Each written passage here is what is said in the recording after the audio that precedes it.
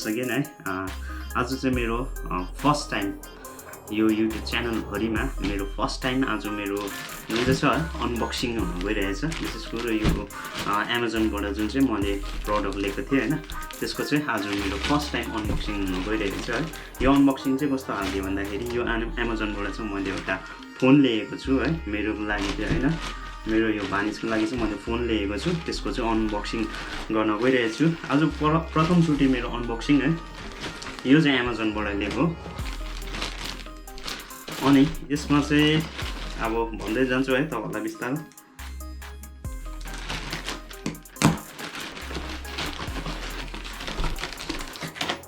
यो चाहिँ मेरो पहिलो चोटिको अनबक्सिङ हो। म कहिले पनि यस्तो अनबक्सिङ भिडियोहरु चाहिँ गरेको थिइनँ, तर पनि आज चाहिँ अब गर्नु मन लाग्यो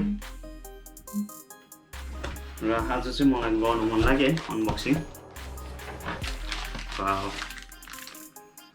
यो चाहिँ हो यसको ब्याक कभर। मैले जुन चाहिँ है यो तपाईहरुलाई म देखाइरहेको छु, यो लिएको छु मैले चाहिँ मेरो लागि चाहिँ हैन। यो चाहिँ हो realme को नार्जो M50, realme को नार्जो 50 मात्रै हो, यो M50 चाहिँ हैन 50 हो। यो चाहिँ मैले भानिजको लागि लिएको हो realme को नार्जो 50 र यो चाहिँ एउटा फोन हो मैले लिएको र एउटा ब्याक कभर यसको छ। यो चाहिँ realme को नार्जो 50 हो, दामी फोन हो। यो लिएको मैले 12,000 अराउन्ड 12,000 मा लिएको है। यो 4GB र्याम छ अनि यसको छ 64GB मेमोरी। र यो चाहिँ कस्तो खालको फोन हो भन्दाखेरि चाहिँ दुई तीनवटा फोनहरु लिएको थिएँ, त्यसमा चाहिँ मैले कम्पेरिजन गर्दाखेरि चाहिँ नार्जो चाहिँ मलाई बेस्ट लाग्यो। किनभने प्राय अहिलेको स्टुडेन्टहरु प्राय गेमिङ खेल्छ, त्यो भएर चाहिँ गेमिङ फोन हो। गेमिङ फोन नै भनौँ है। यसको अलिकति खुबीहरु चाहिँ के छ भन्दाखेरि चाहिँ यसमा चाहिँ 33 वाट फास्ट चार्जिङ को सपोर्ट छ हैन, 28 को रिफ्रेश रेट र 5000 mAh को ब्याट्री छ है। यसको अनबक्सिङ गर्न गइरहेको छु।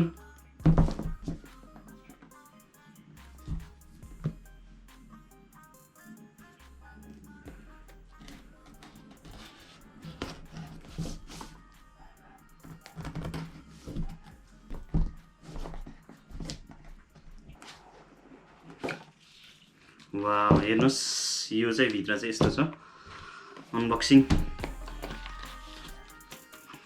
यसमा एउटा दिएको रहेछ ब्याक कभर, यसमा एउटा अलरेडी ब्याक कभर दिएको रहेछ realme नार्जो 50 को लागि। अनि स्लिप छ यताउति राखौँ है। फोन चाहिँ यस्तो दिएको रहेछ। यो फोन देख्नुभयो, यसलाई खोल्दैछु म।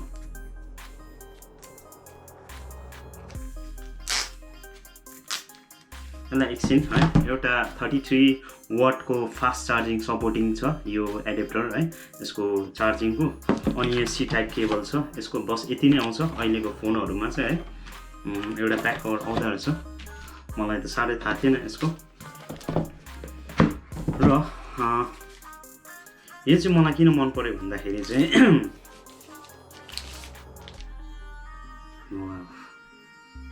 यो चाहिँ किन मन पर्यो भन्दाखेरि चाहिँ यसको यो पछाडीको चाहिँ है प्लास्टिकको कभर छ अनि यसमा तीनवटा क्यामेरा सपोर्टिङ गरेको रहेछ। यसमा चाहिँ पछाडीको चाहिँ प्लास्टिक खालको रहेछ है।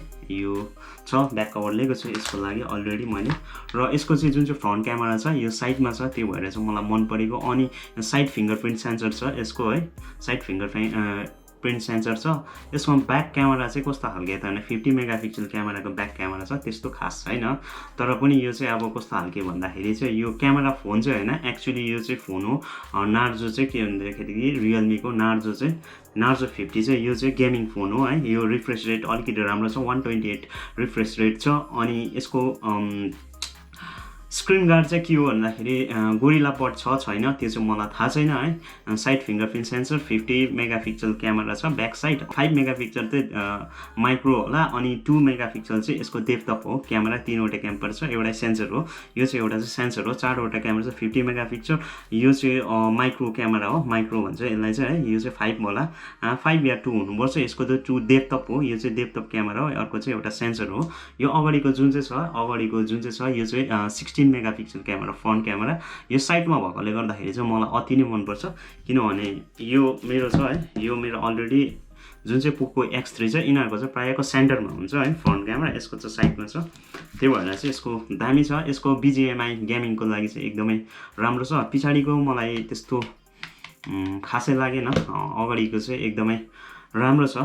यो कुरो चाहिँ के भन्दाखेरि चाहिँ यो फोनमा चाहिँ के सपोर्टिङ छ भन्दाखेरि चाहिँ अहिलेको लेटेस्ट भर्जन हेलियो G96 भर्जनको चाहिँ यसमा प्रोसेसर छ, आफ्नो हुन्छ। स्यामसङको आफ्नै प्रोसेसर छ, यसमा चाहिँ रियलमीको चाहिँ लेटेस्ट भर्जन हेलियो G96 प्रोसेसरको यसमा सपोर्टिङ छ। गेमिङको लागि चाहिँ एकदम सही छ है। अर्को चाहिँ यसमा चाहिँ स्न्यापड्रागन 832 कति छ, यसमा चाहिँ स्न्यापड्रागन, यसमा चाहिँ छ तपाईँको हेलियो G96 लेटेस्ट भर्जन हो। र यसमा चाहिँ एन्ड्रोइड 11 भर्जन छ। अलिकति त्यो दुःख लाग्यो किनभने एन्ड्रोइड 12हरू भएको छ। यो हालैमा पोकोमा चाहिँ 1 हप्ता भयो है, यसमा चाहिँ एन्ड्रोइड 12 आएको अपडेटमा। यसमा चाहिँ 11 छ है, 12सम्म आउँछ होला। 12सम्म 1 वर्ष 2 वर्षको यसको अपडेट आउँछ, त्यसपछि बन्द हुन्छ। यसको 33 वाट फास्ट चार्जिङ छ अनि C टाइप केबल छ यसमा है। यसमा आएको बस यति नै हो। यसको एउटा ब्याक कभर आएको छ र यो चाहिँ 6GB 4GB ऱ्याम र यसको चाहिँ 64GB स्टोरेज भएको चाहिँ मैले अर्डर गरेको अराउन्ड 12,000 लागेको छ। र यो रिसेन्टली 1 वर्ष भयो होला यो लन्च भएको। र 5000 mAh को ब्याट्री छ।